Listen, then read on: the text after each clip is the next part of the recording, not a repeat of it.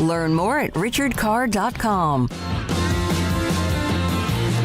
All right, here we go. This 4 o'clock hour. Join Baylor Radio sideline reporter, former Baylor wide receiver, former NFL Washington receiver Ricky Thompson joins us again this week. And Ricky, they got tested. They win the game. What is it about, if you look back at the last few years, the resiliency of this football program to go through what they did following Art Briles, following Matt Rule, and now 2 weeks or 2 years into Dave Aranda following 2-7? What does that say? Well, I tell you what, Smokey, this one said these guys can win a game against a really good football team and, to me, not play anywhere near their A game.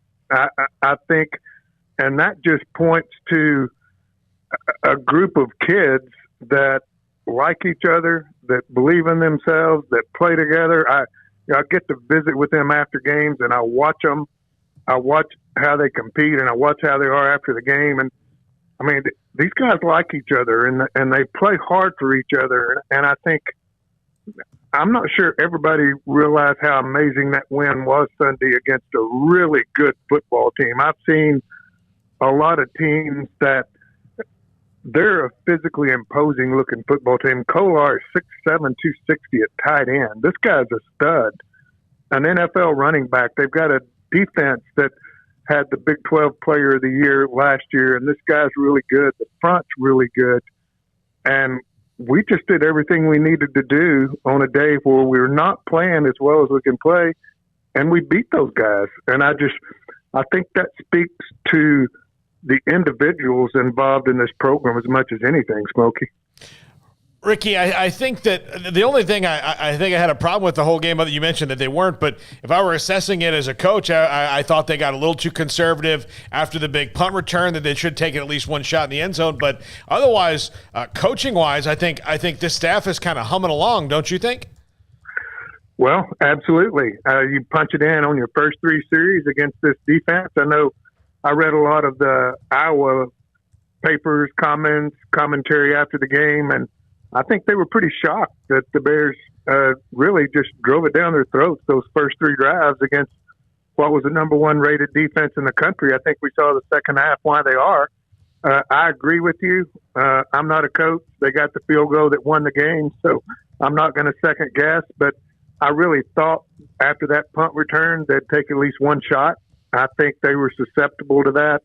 I thought Gary really played well, particularly on the waggle sprint out. I think those would have been open, but they got the kick. They won the game. So, yeah, that's the only thing that I can speak of. Probably a little conservative the entire second half, really. But you know what? Their defense made plays when they had to. Think about the series defensively, where we either gave up one personal foul or two personal fouls and held those guys to field goals. I told the guys upstairs, I said, count 8 points that we've held them out when they should have scored, and see how that factors into the end of this game. Ricky, special teams only really gets brought up when things go wrong, typically. Otherwise, it's just a facet of the game where, you focus more on the offense or defense most of the time. But for them to make their only field goal attempt, which obviously mattered when you only won by 2 points, to make all your extra points, to have the coverage that they did, to have the returns from Ebner that they did, to have the blocked kick, on and on and on. That was a special teams performance, wouldn't you say? Yeah, difference in the ball game, Craig. And don't forget the two punts that just pinned those guys. The first one, I can't believe the guy tried to field it. I mean, he was running backwards full speed at his own goal line. And I think that one, you just let it go. There's no way that doesn't go into the end zone. Very, very close to a Baylor recovery. In fact, I don't know how we didn't get it. We had 3 or 4 guys there. They had one. So that's just good hustle on his part to recover that thing. The other one pinned them down, at the 15-yard line, 56-yard punt. We did everything right on special teams, and it's the difference in the game. You get a 98-yard kickoff return, and the punt return that put the field goal on the board that eventually won the game. You did get the block kick, took it in and scored. Just a great special teams effort. Ricky Thompson with us, Sikkim 365 Radio. Dave Aranda is not happy, though, the way the defense gave up chunks, and there were a couple of long drives at times in which they had their their foot on the neck. I like that. Don't you? Kind of like what you said at the beginning. They prove they can win a game even if they're not flawless. Absolutely. I thought we saw an NFL running back, Breece Hall, but I tell you what, some of that I thought maybe we missed some tackles to let him come up with those big runs. I know on one of the fourth down plays, we had him stop a yard deep in the backfield, and he ends up gaining 15 yards for a first down. I mean, not that this guy's not good. He's really good. He's an NFL running back, but we can play better. We gave up chunks. Think of the one, guys, where you had Purdy sacked 10 yards deep in the backfield. He's going down and just throws it up for grabs. And what a 15, 16-yard completion to one of those big tight ends. We gave him first downs on penalties. And then really the first time we have given up those chunk plays. So plenty of things to improve on, but to do all that we're talking about on the negative side and still be the top 15 football team, I think says something about your football team. Do you feel the offense hasn't really been unleashed yet? Yeah, I kind of do. We really didn't take any deep shots Saturday. I don't think there was any trickery to speak of. That's always a lot of fun when you see something like that. I think this was just pretty vanilla stuff that we just beat those guys, really. And I tell you one play I go to, and I know you will remember it. There was a play that ended up being a touchdown to Tyquan Thornton on a fade of sorts. Mm-hmm. But the impressive thing about that play was that Gary Bohannon was going to Ben Sims clearly, and he was covered inside and out. They had an inside coverage on him and outside. They bracketed him going down the field. Gary came off him immediately and went to Thornton, which is not that easy to do when you're under pressure back there. And I thought our offensive line did a good job protecting him at the same time. But that was an impressive play, a really good throw, and turned out to be a touchdown to a good receiver. Thornton made a great play on the ball as well and got 1 foot in. How hard was it, from my viewpoint in the press box, Ricky? It was tough to watch Terrell Bernard coming in and out of the game there during that stretch, and then ultimately when he went down again on the sideline before heading to the locker room, just the frustration. Did you have a good view of that, and could you sense that, obviously, that frustration as well? Yeah, bless his heart. I know y'all probably talked about it, that Iowa State is where he got hurt last year. He practically tore his shoulder completely apart and still went back in the game, if y'all will remember, tried to play last year. And I wasn't surprised to see him go back in, but you could watch him and tell, even when he went back, that he wasn't right. I haven't heard anything about MRI today. I don't know if y'all have. Hopefully this is something that is maybe meniscus that can be fixed and he can get back in there. But what a shame for him in particular. But that's your leader defensively, and that guy is just a stud. I hate it for him. At the end of after the game, Aranda said the fear was torn meniscus, and then today at his press conference, he mentioned that there was a slight chance he could be available for Oklahoma State and maybe back as soon as West Virginia, if not this weekend. And then about an hour later, it seemed like that even that got better, that there is a chance he could play. Now, they got to go through the protocol of whatever it is that he needs to be clear. But I think they dodged a bullet, sounds like to me, and he could play as early as this week against Oklahoma State. Well, I hadn't heard that, and that is awesome. But I'd hate to get him back in there too quickly and blow him for the season. But if he can come back that quickly, what a huge benefit that is to this entire football team, because he is the leader out there, and they look to him, and he makes play after play after play. But man, that'd be amazing, because after the game Saturday, I sure wouldn't have bet on that at all. I was scared he was done. Yeah, and it's against the same team as you mentioned. It's weird how sometimes that goes on. Ricky, it might be a silly question, but I'm just curious, all the years you've watched Baylor football, I mean, obviously there's been countless guys who have been playmakers, especially, during the Bryles run, where every year there was 5 or 6 guys on offense that were playmakers. But where does Treston Ebner rank up there for you in terms of just what he's done during his career, the start he's off to this season, and his impact? Yeah, I think he's a one of a kind of player. You mentioned we've had a lot of those in the past, but Treston's a little different to me, and that not only is he a threat on offense, but most of those guys that we've talked about that have been playmakers didn't do it on special teams as well.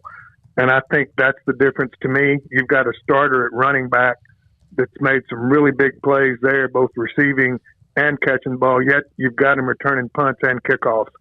Not always do you do that. Sometimes it's a specialist back there that returns the kicks, but this guy's a starter.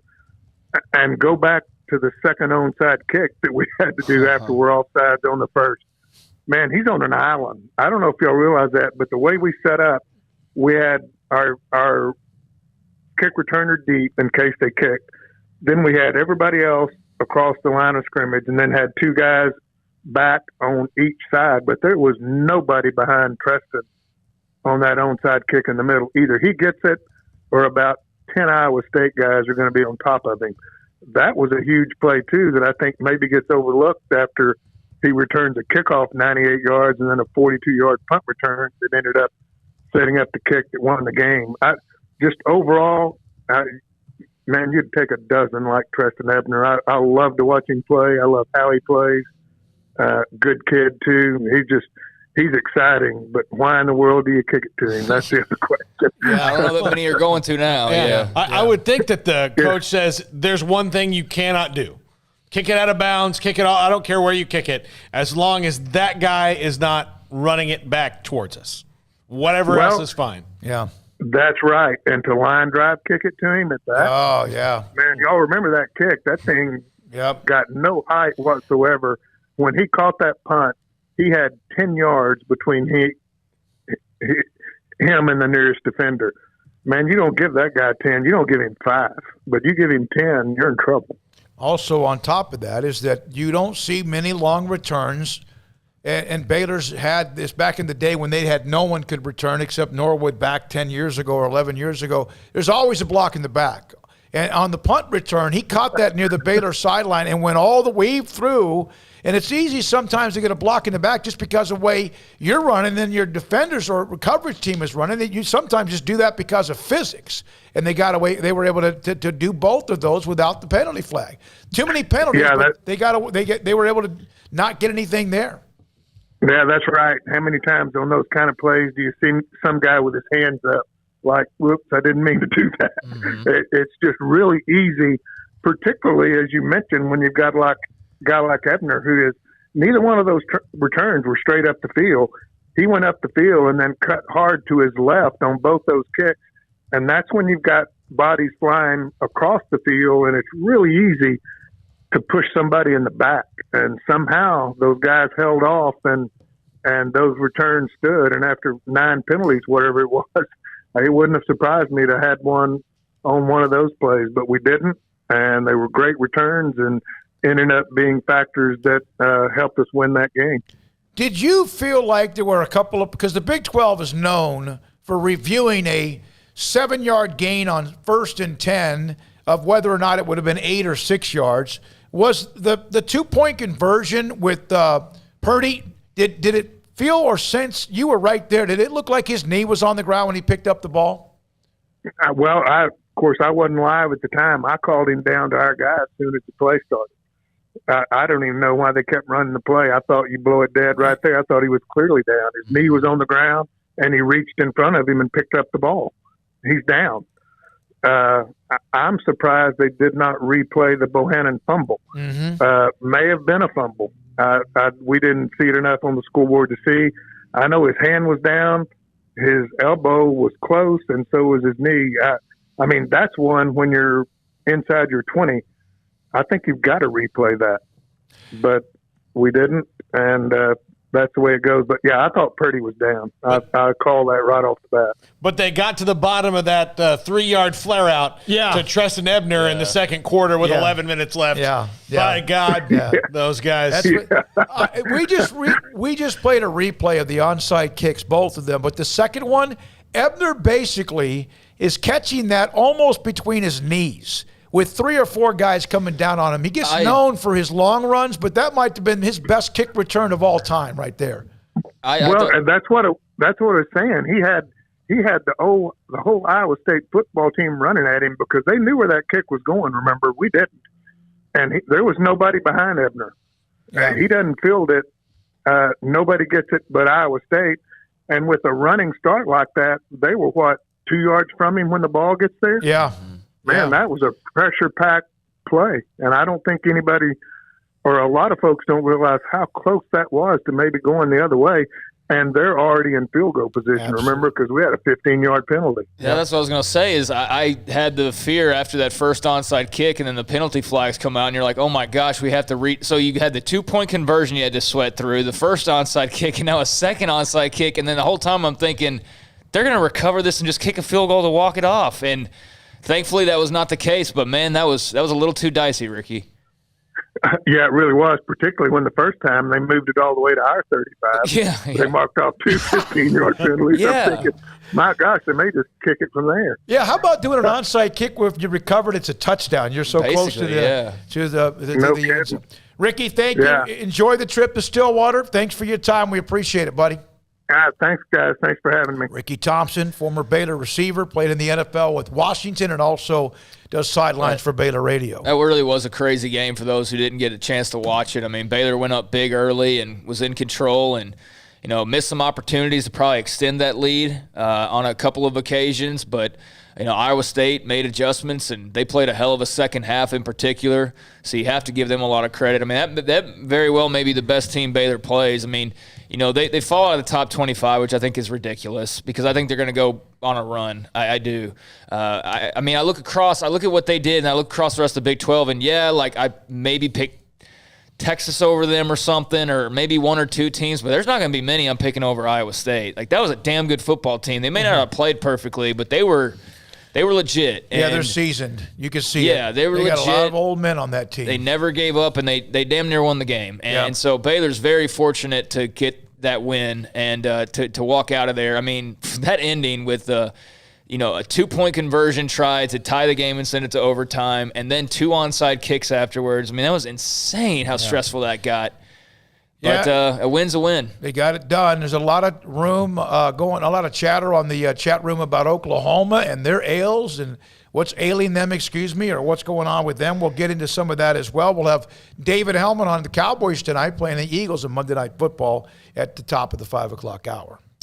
Yeah, I think, the Big 12 is wide open for the taking for whoever. I mean, Iowa State's certainly still not out of it. That's just one Big 12 loss. And, Baylor's in a good spot, but, one of them in Oklahoma State's going to take a loss this weekend. Both are unbeaten at this stage, so somebody's going to get that first loss in particular, but also in conference play. And, from one week to the next, Oklahoma beat up on, Western Carolina and then turn right around and have 2 weeks of barely getting the job done. I mean, it's been so hot and cold, but it makes it fun. There's no fear of them right now. I was about to say that. I sent the text to you. Now, Texas and Oklahoma are both leaving. I think the mystique of Texas for the current players in the Big 12 doesn't really exist because, I mean, it was 16 years ago when they won the national title. The oldest kids on the team were 3 years old. You're 4 years old when that happened. So it only legend to them, really in their minds. But Oklahoma has been the big bad wolf for a long time. Something to me says that when they decide to leave the conference, everybody's like, all right, well, screw them. Yeah. Let's go. And there's no mystique about this team right now where the only emotion about that announcement was, my God, what about us? That had to be selfish. What is going to happen to us, which is a natural reaction because you are losing two, no question, big boy teams with all the prestige that goes with it nationally as far as the image and logos. And knowing them, they'll go on a run and win the Big 12 again. And that's the thing is that you can't even rule that out at this point. I mean, they're still unbeaten. It might not be pretty, but they're still unbeaten, and that's all that really matters. Now, have they looked like the top 4 or 5 team in the country? Absolutely not. But it's still somewhat early too. I mean, we're a month into the season. You still got the majority of your games to play. So I wouldn't be surprised to see them falter and have a couple of losses. But, for them to go on a run, that wouldn't shock me either. Although, in years past, it's been a lot easier to see them going on that run. It's hard to see it right now. Yeah, the explosive plays are missing. In fact, on the chat room, we'll get to some of that. Also, the number to call, 254-339-1122. Your thoughts on the Big 12. Is it wide open, or is it still too early for any